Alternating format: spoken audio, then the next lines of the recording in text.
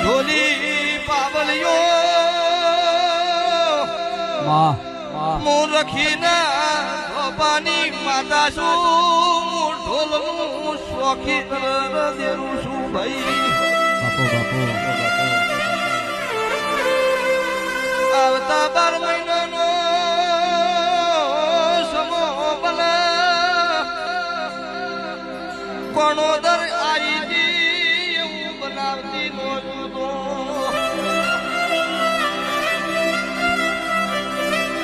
આજ મારા જાતરના ઢોલ વાજ્યા છે હવે મારા સધી માતાના વેણના વાગશો દરબારો